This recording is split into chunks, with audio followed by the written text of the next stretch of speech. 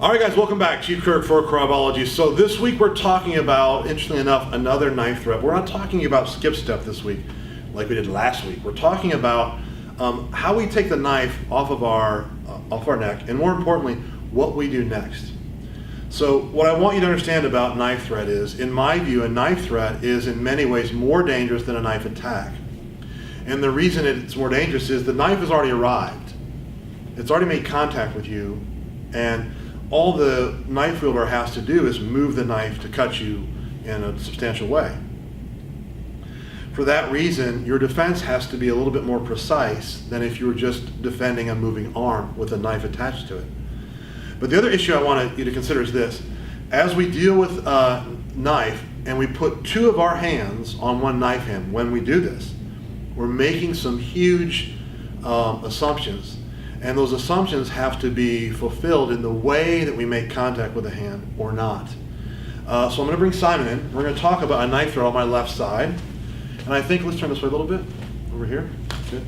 I'm going to make the path of the knife, which is not to bend my elbow back, but just to make this motion. I'm going to go off the knife at 90 degrees. Here's where it gets interesting. A couple things. I want to have the knife out here outside the line of my shoulder as my shoulders start to look at the knife as if the eyes were on my shoulders. I want to connect to my body here so that I have this powerful connection and I'm not just fighting arm to arm.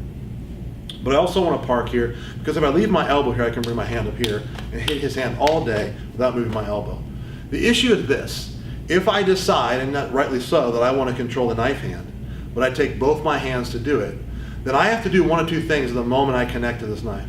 I have to change his physiology so that he's not able to do an effective counterattack while my hands are tied up.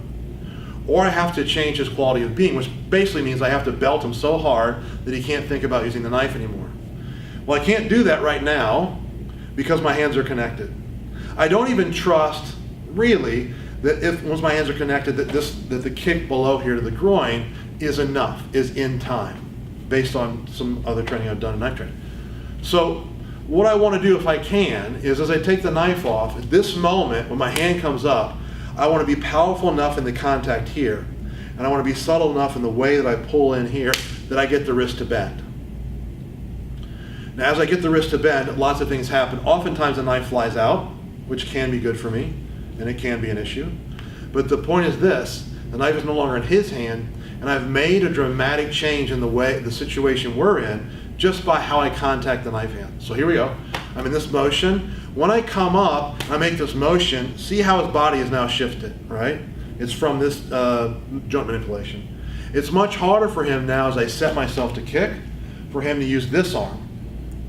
Even if I haven't established a powerful dead side, and there's still some live side available for him to attack, this has changed the fight dramatically. So I want to just make this comment to you. Whenever you're making a defense, where the defense is predicated upon you putting two hands on one hand, the moment those two hands go on, the optimal situation is one where you change dramatically the structure of the attacker so that they are so weak that they cannot make a counterattack. It's a critical sort of turning of the tables for you or for the counterattacker. In other words, they're so weakened by their structure that they're ineffectual, right? So if you can get that done, you're going to be in great shape. What that means for you is this attack at the wrist has to be a powerful attack. There are lots of subtleties and things we could go into. We could spend an hour talking about this, how the knife comes off, how we connect here, how we deal with the wrist not flexing back at us but still giving room for the wrist to bend. There's a lot to talk about.